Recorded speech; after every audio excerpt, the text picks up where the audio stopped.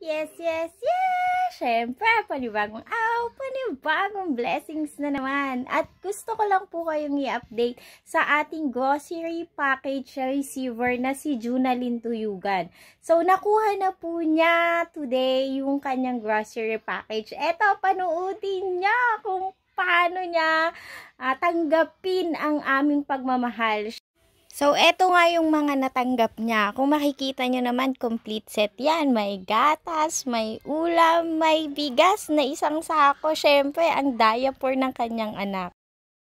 Magandang tanghali po. Ako po ay nagpapasalamat sa aking natanggap na grocery package. Thank you, Lord.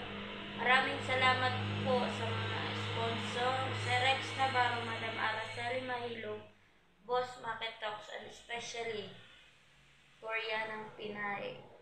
Malaking tulong na po ito sa aming pamilya, lalong-lalo na po sa aking mga anak. Maraming salamat po sa inyo, Team Korea ng Pinay.